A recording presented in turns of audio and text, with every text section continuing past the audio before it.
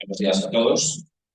Me ha tocado presentar al doctor Pilar Soriano, a quien conozco desde hace mucho tiempo. Pilar Soriano es epidemiólogo, realmente es uno de los más prestigiosos investigadores que hay en patología respiratoria. Un extenso currículum que nos llevaría lo que nos queda de mañana recitar. Él es profesor de la Autónoma de Madrid, la Universidad Autónoma de Madrid. Y bueno, hemos ido coincidiendo a lo largo del tiempo y el espacio. Hemos visto ganar una liga al Atlético en San Diego, hemos tomado cervezas en Ámsterdam, hemos salido a correr por el Partenón, los alrededores del Partenón y miles de cosas más a lo largo de los años y de la geografía mundial casi, ¿no? El doctor Soriano nos viene a hablar de o por lo menos el título es muy provocativo, ¿no? Pero yo podría decirle, doctor Soriano, se puede mentir a un gallego, pero no se le puede engañar. Así que cuando quieras, sal aquí y danos tu presentación.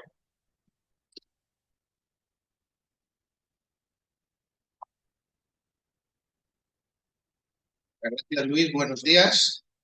Como decía el doctor Luis Pérez de Llano, yo soy médico epidemiólogo en La Princesa y en la UAM y soy investigador del CIBERES y últimamente acaparo cargos que, utilizando el lenguaje inclusivo actual, como diría una amiga mía, son cargas, porque son cargos honoríficos sin remuneración. Soy consejero científico de REICOV, la red de investigación en COVID persistente, que preside Pilar Rodríguez Ledo, que es quien me invitó a esta charla. Gracias, Pilar.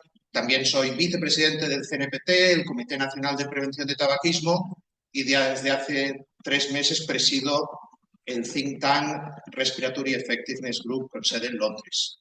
Pero, como les decía, Pilar fue quien me invitó, le doy las gracias, y cuando ella me invitó me pidió que hablara de cómo escribir un artículo científico. Yo le dije que quizás este era un tema un poco tedioso para una sesión general y le dije, pues sugiere algo provocativo. Y entonces pues yo provoqué y le dije, ¿cómo mentir con la estadística a un clínico o a una clínica gallega? Y a ella le pareció bien. Así pues, con todo el respeto, espero que lo pasemos bien y todos aprendemos en los próximos 40 minutos. He de decir que hay unos conflictos de interés que declarar, y si he de hablar de estadística y mentir, pues podrían decir, este hombre es un estadístico y es un mentiroso. Yo declaro que tengo un máster en estadística y que uso la estadística a veces diariamente, pero no soy un estadístico y que tampoco soy un mentiroso. A veces miento, lo acepto, pero no miento siempre compulsivamente. Probablemente esta cita ya la hayan oído con anterioridad. Hay tres tipos de mentiras: las malditas mentiras y la estadística. No sé si alguien aquí en la sala o online es aficionado al béisbol. Todo o cualquier cita que se puede pensar la dijo este hombre, Yogi Berra, un beisbolero, un base de los New York Yankees. Sin embargo, si vas un poco antes, esto lo encuentras en Huckleberry Finn de Mark Twain, ya lo dijo, y incluso 100 años antes había un político en Inglaterra, Benjamin Disraeli, que lo dijo en un discurso también hace 200 años. Lo que pasa es que, claro, es un político y en parte, pues se dedica a ser profesional de no decir la verdad. Yo, para romper el hielo, le comenté a un colega del servicio de neumología de la Princesa que me buscara un chiste y me dijo, pues te lo busco en ChatGPT. ChatGPT supongo que mucha gente en la sala lo usa, ¿no? Y me tecleó cómo mentir con la estadística a un clínico o una clínica gallega. Y me salió con esto, ¿no? Una estadística es una chica mona con una nariz de Pinocho y que presenta unos pulmones con un cigarrillo y ella dice, como puedes ver en este gráfico, fumando eso afecta al 2% dos pulmones. Y la respuesta la da un hombre con barba blanca, con un fonendo, rodeado de otro hombre y una mujer, que le responde, menos del 5%. Esto parece sospechosamente significativo. No oigo a nadie reír, yo tampoco me río, por lo tanto, usad la estupidez natural, no utilicéis la inteligencia artificial. Este es mi primer mensaje. Durante los próximos minutos, esta es la agenda que me gustaría seguir. Después de una breve introducción, me gustaría hablar de psicología. ¿Hay algún psicólogo o psicóloga en la sala? ¿No? Bueno, pues hablaremos de psicología. Luego, ya que la mayoría sois sanitarios, o sois adjuntos, o sois residentes, o habrá alguna enfermera, pues me gustaría hablar de casos clínicos, de cómo mentir con la estadística, antes de llegar a unas conclusiones. ¿De acuerdo? Pues empezamos. En mi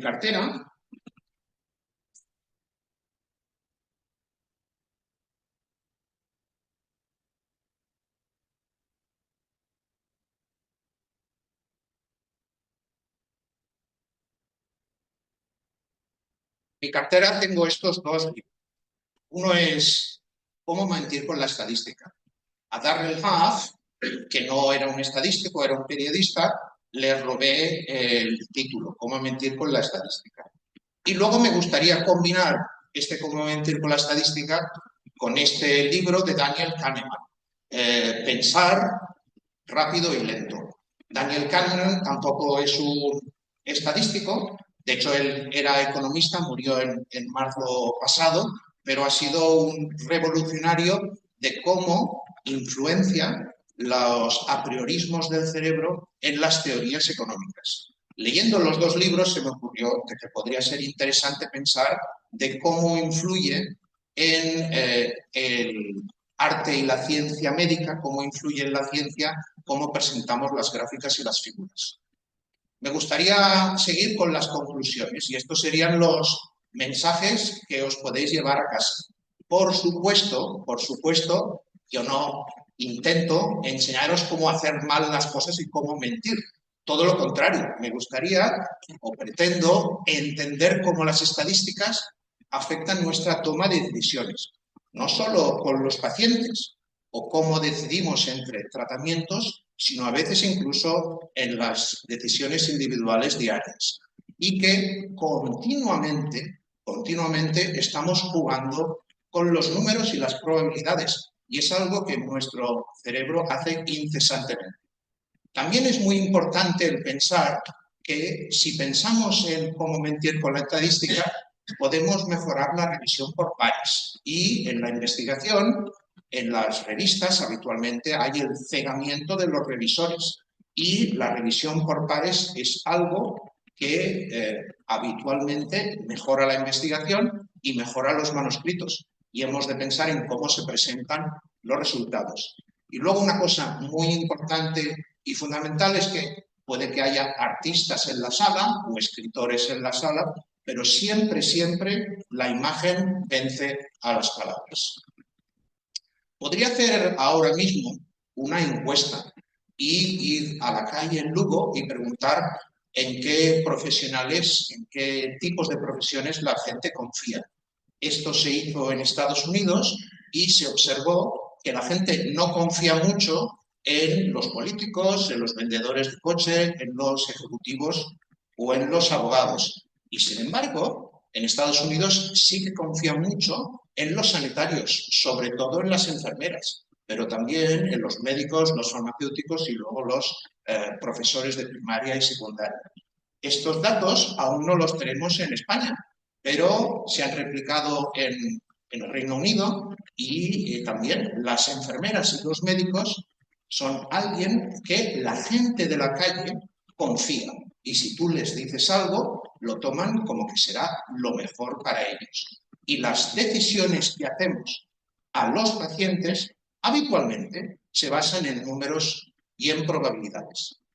Pero, amigos míos, tenemos un problema como con el Apolo 13.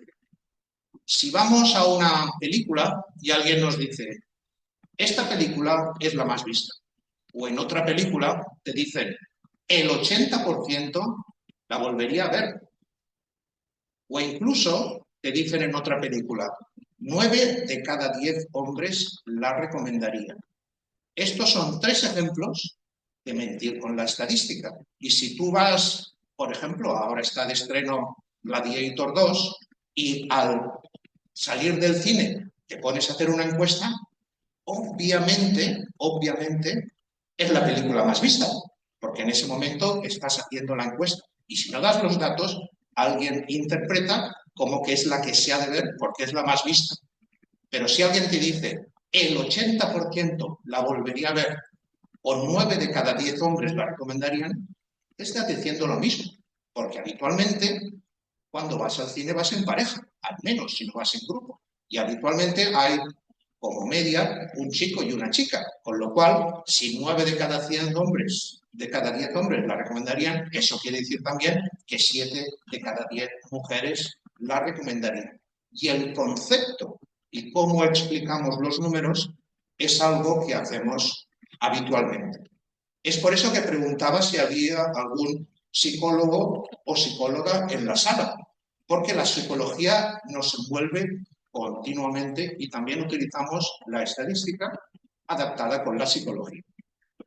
Este podría ser el firmamento de la noche de Lugo, si utilizamos un filtro o si nos vamos a las montañas y utilizamos equipamiento especial, que se ven incluso galaxias. Lo habitual es que miremos al firmamento y veamos esto. No es tan claro como una fotografía utilizando filtro. Desde los griegos se observan lo que se llaman las constelaciones. Aquí es una muy habitual. ¿Alguien en la sala me podría decir cuál es esta constelación? Muy bien. La Osa Mayor, el Carro. Y esto es porque hay unos patrones visuales. Dependiendo de cuánto licor café o lo que hayas fumado, pues literalmente si te pones a mirar en cualquier noche, podrías ver muchos carros y muchas osas mayores en la infinidad y en los millones de estrellas que vemos en cada noche. Quizás yo lo que les diría es que se necesita mucho el licor café de los griegos para identificar que estas 7 estrellas tienen forma de osa, ¿no? Pero bueno, aquí lo dejamos. Pero lo importante es que continuamente estamos rodeados de un sentido que es fundamental, que es la visión, y utilizamos un reconocimiento de patrones y unos patrones visuales. No necesitamos contar que hay 6 líneas y una de ellas es más larga, o es más ancha, o no está orientada. o uno de estos puntos pues es diferente que los otros o tiene diferente color. Esto automáticamente, nuestro cerebro nos indica esta información y es una cosa que nos sale innata automáticamente. Por ejemplo, esto se utiliza mucho en los anuncios de publicidad y este es un coche que en su momento era el más vendido en Estados Unidos, el Fruidic Verna, y nos presentaban un diagrama de quesitos y nos decían que el Verna es el coche más vendido. Siempre desconfíen de los diagramas de quesitos, sobre todo cuando están en 3 dimensiones y se presentan no de manera directa. El mismo diagrama de quesitos, si se presenta no en 3 dimensiones, sino de manera en 2 dimensiones, se puede observar que probablemente alguien pensaba que esto era un porcentaje y no es un 56%, sino que son 56.000 unidades, que si lo miras en el concepto, sí que es el coche más vendido, en este caso en Estados Unidos, en aquel año, pero cualquier combinación de otras marcas pues le superan, ¿no? Pero habitualmente los publicistas, de manera subliminal, directamente, nos hacen pensar, compre esto porque otros como usted ya lo han comprado. Otro ejemplo más reciente es el de este hombre. También lo pueden identificar. ¿Quién es este hombre? ¿Nadie tiene un iPad o un iPhone aquí?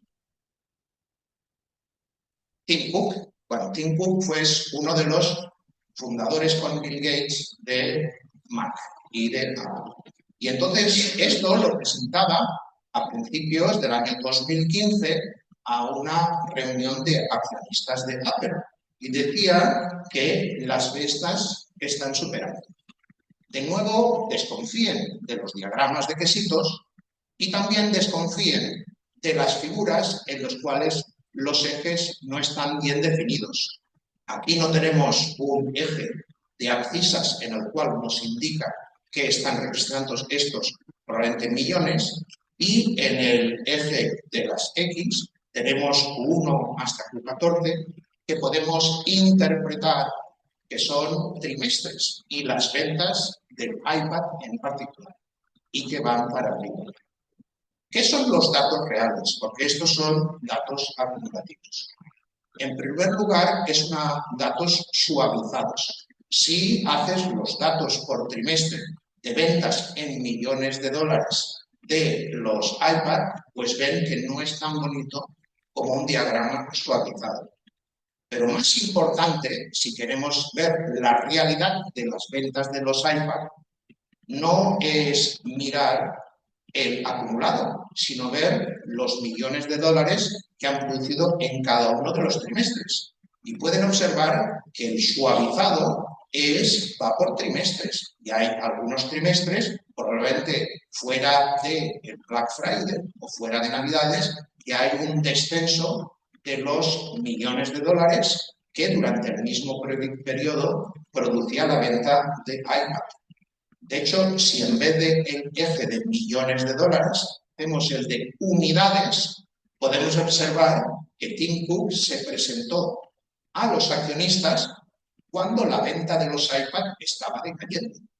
Por lo tanto, se ha de siempre interpretar de manera correcta lo que es un diagrama de ventas acumulado, porque lo único que puede pasar al acumular es que siempre vaya para arriba y podemos confundir a los accionistas o a los asistentes.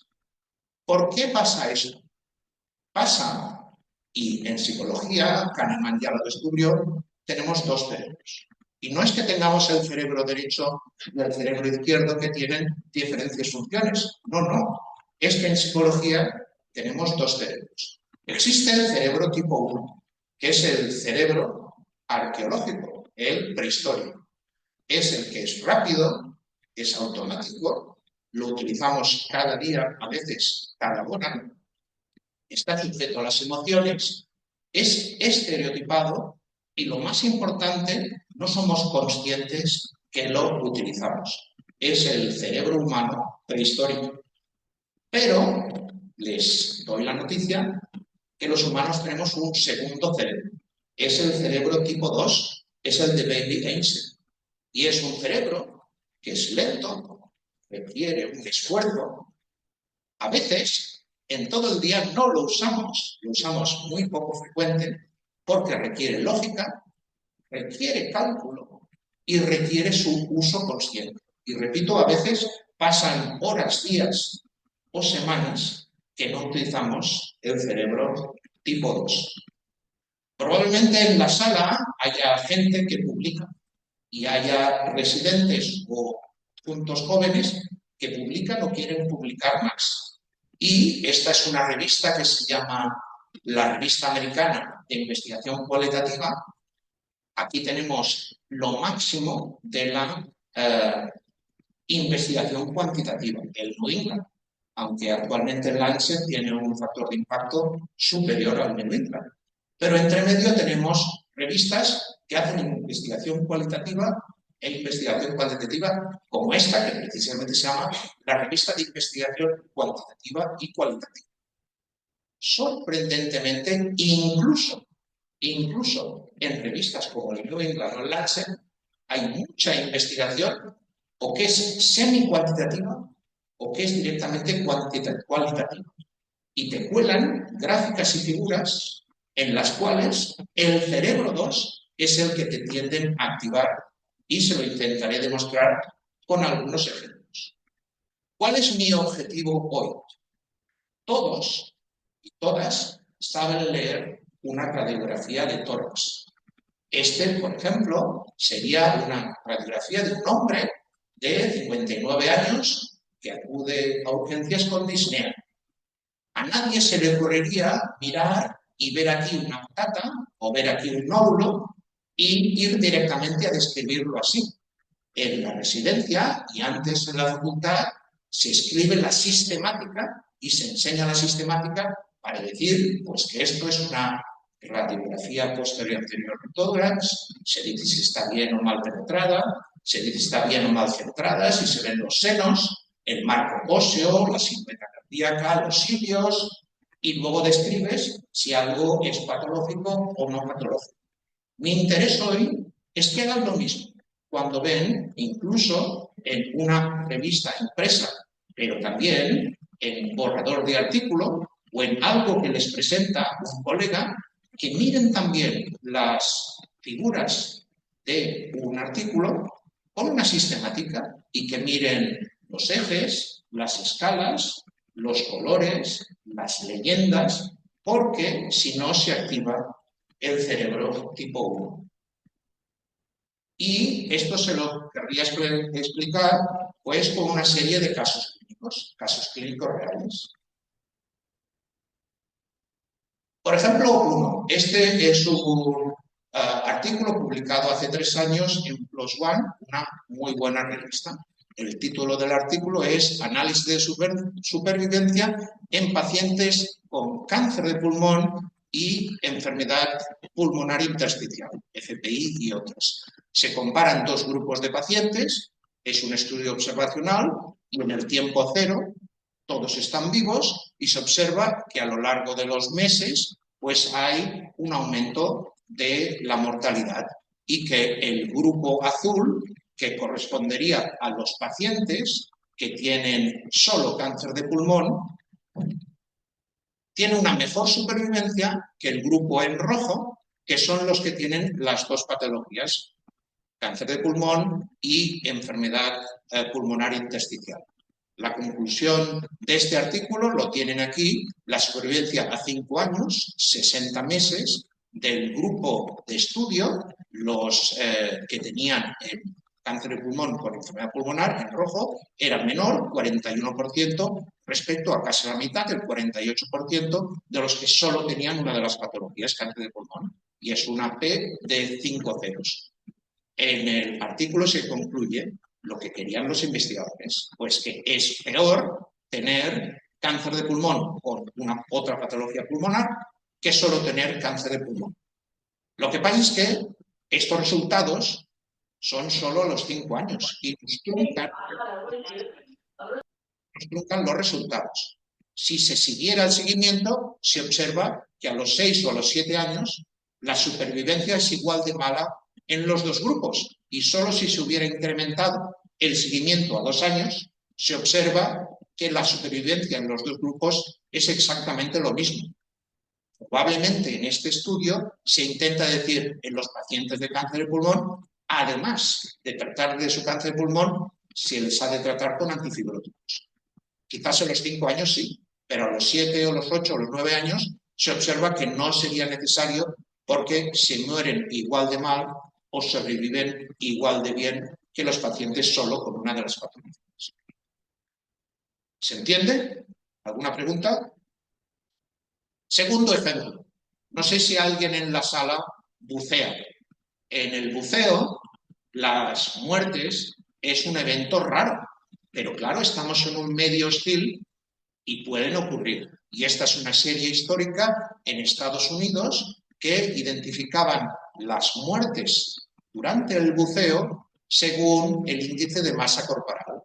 Y se observa que hay un incremento en las personas de sobrepeso, en los obesos, pero sin embargo que hay un menor porcentaje de muertes en los obesos mórbidos, con un IMC del 40%. Esto se presentó en una reunión y el que lo presentó nos decía, quizás hay un efecto protector de la obesidad mórbida en el buceo. Obviamente esto es exprimir los datos incorrectamente, porque aquí se describe que esto es el porcentaje de muertes y en la población general y sobre todo en los buceadores hay menos gente con obesidad mórbida que con otros tipos de peso. Si se presenta de la manera correcta los datos, en vez de como porcentaje del total respecto al riesgo a los delgados, tanto en diferentes años se puede observar que comparado con la gente delgada, la gente con peso normal, con sobrepeso, pero sobre todo los que tienen obesidad mórbida, son los que tienen mayor riesgo de morir.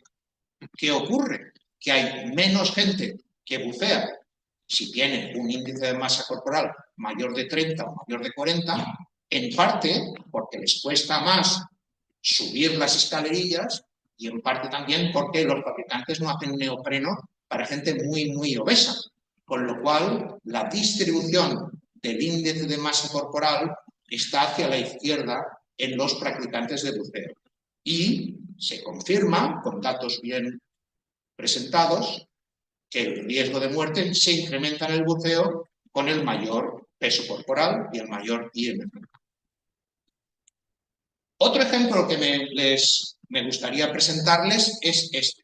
Estos son 20 individuos y 3 gráficas de 3 análisis comparando 2 variables. Una es una relación no significativa, la B es una relación también no significativa, pero la C, a su derecha, es una relación significativa. Les doy 10 segundos para que vean los datos.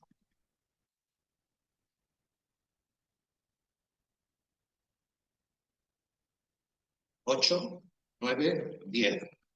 No sé si se han dado cuenta que en las 3 gráficas, la A, la B y la C, hay 20 individuos, pero solo un punto cambia.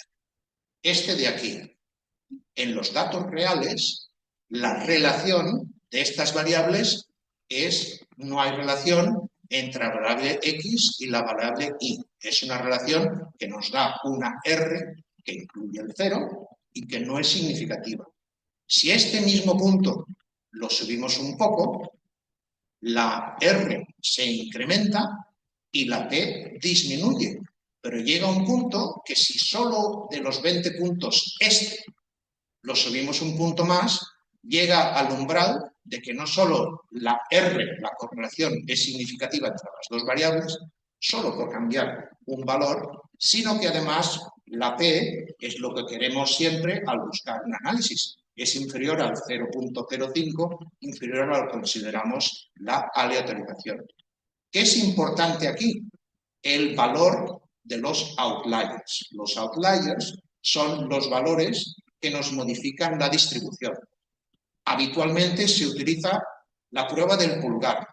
Si tú pones el pulgar en el punto rojo y ves que sin ese punto la distribución es prácticamente anodina, ni positiva ni negativa, es plana, ese quiere decir que es un outlier y has de definir que ese máximo o ese mínimo es correcto o incorrecto. Por hablar del peso, es plausible que haya alguien que pese 400 kilos, está descrito.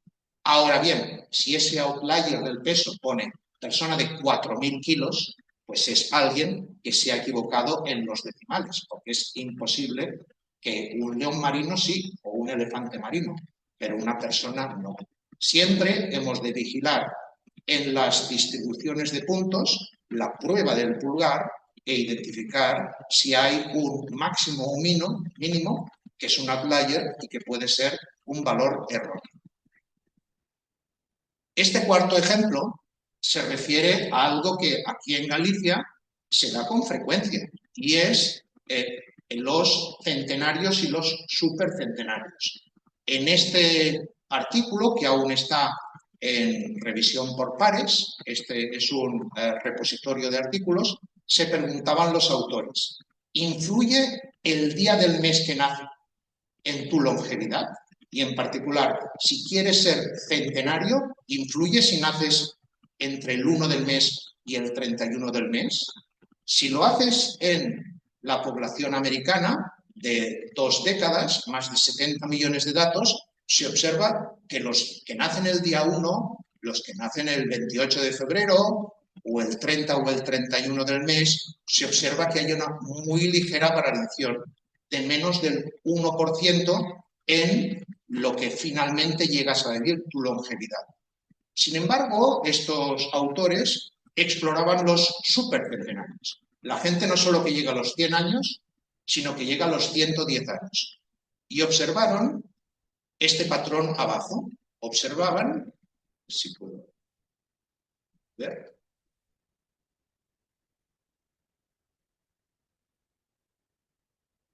observaban en los supercentenarios que de manera curiosa los que han nacido el 1 de un tal mes tienen un 42% de probabilidades de ser supercentenario. Si tú naces el 1 de diciembre o el 1 de enero, ¿cómo puede ser que tengas un riesgo de 1,42 de llegar a ser supercentenario? Pero además se observa que en los múltiples de 5, el día 5 del mes, el día 10 del mes, el día 15, hasta el día 30, hay hasta un 20% de probabilidades de llegar a ser centenario. Esto obviamente es imposible o no es plausible.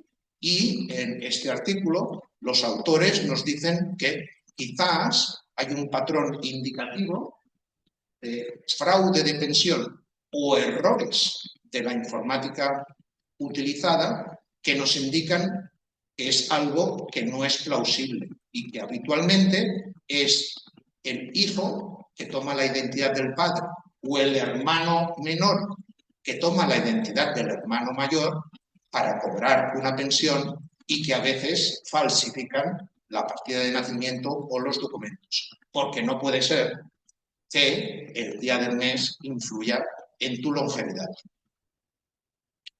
Quinto caso clínico se refiere a los costes. Los costes de enfermedad es algo que yo no me dedico, pero los que se dedican a coste-efectividad lo que quieren es demostrarnos pues, que una enfermedad es muy importante en la sociedad, que es muy frecuente y que cuesta muchos millones.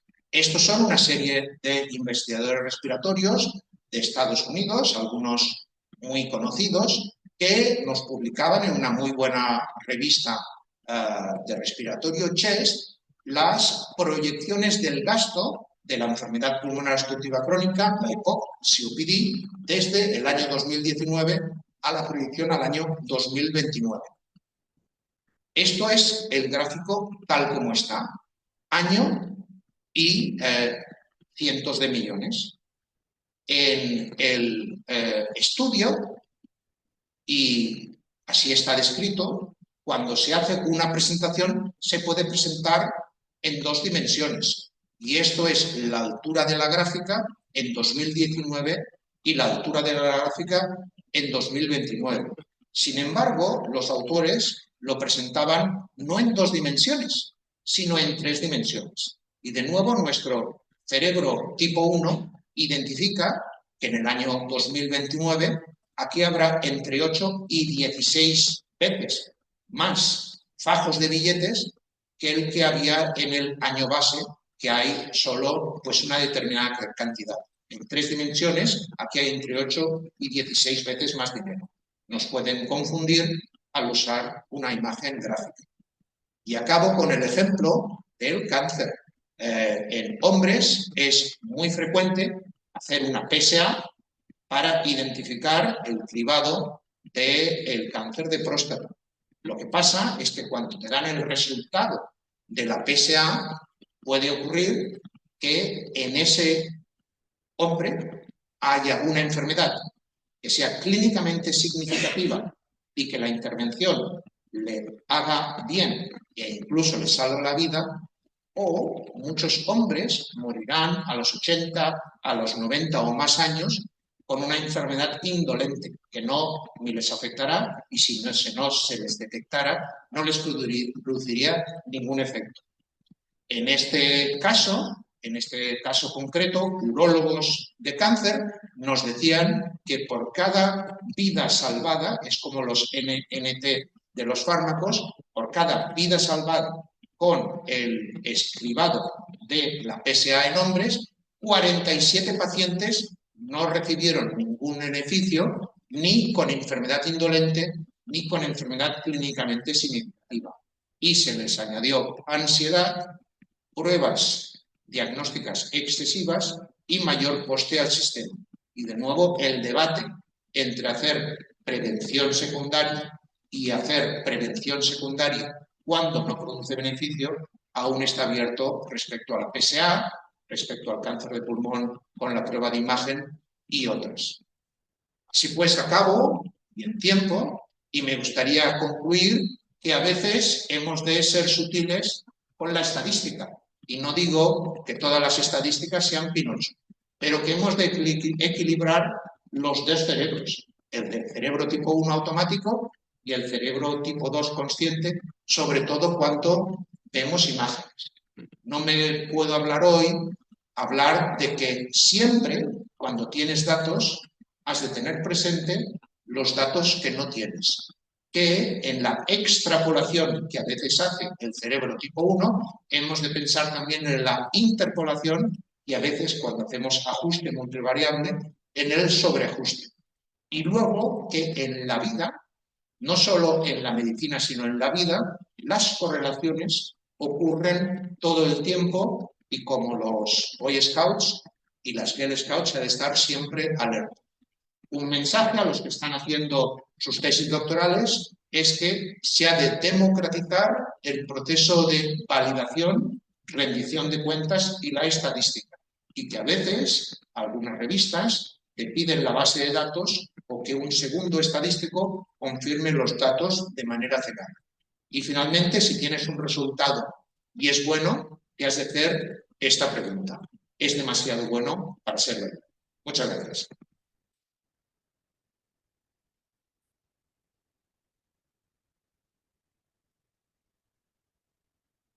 No sé si ha quedado todo muy claro, si alguien está en desacuerdo o si alguien quiere hacer alguna pregunta.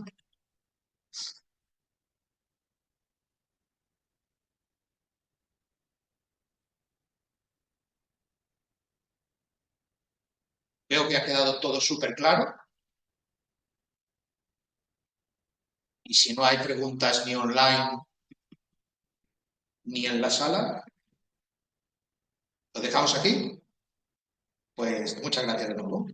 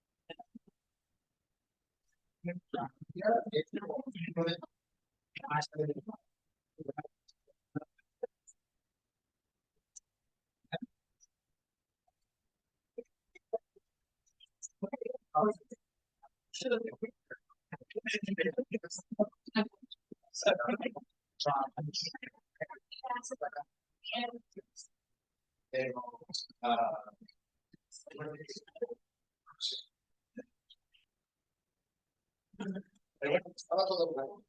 Sí, como por el te dejado esperar más cosas. Sí.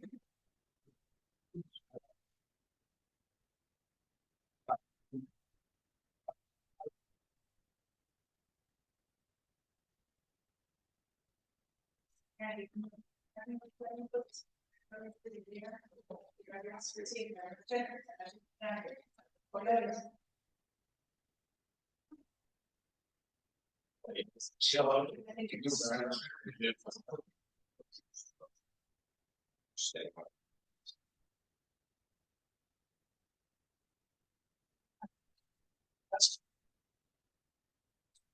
hola,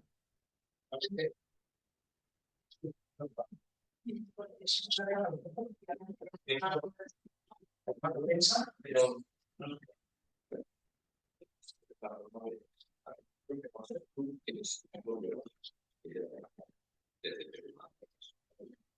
y tienes aquí lo que tenemos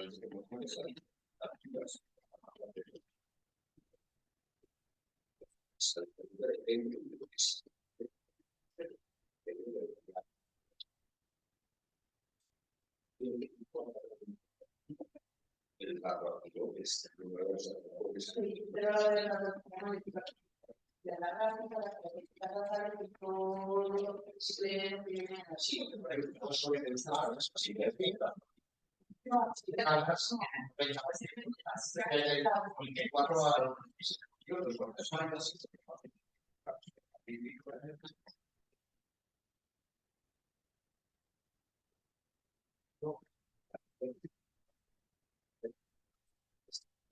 cuánto gente se ha de tratar para prevenir una muerte como esta. Sobre está muy importante. Y luego ya tengo sentido que no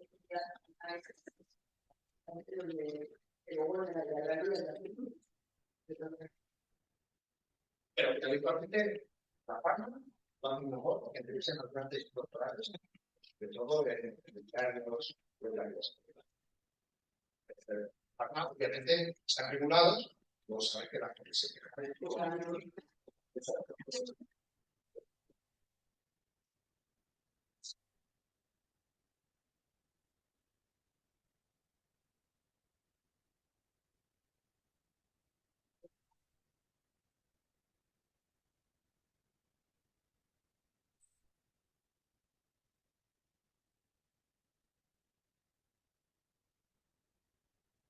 Recojo el pincho que creo que lo he dejado. Sí, ¿se ha puesto?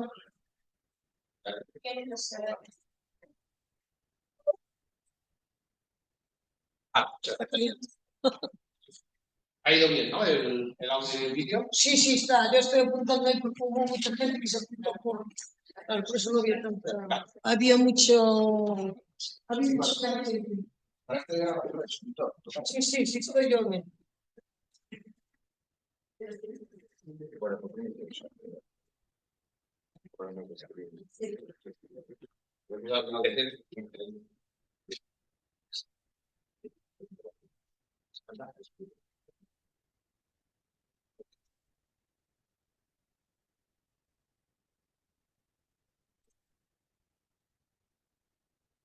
La clave es tener una visión crítica, porque si no te la puedes.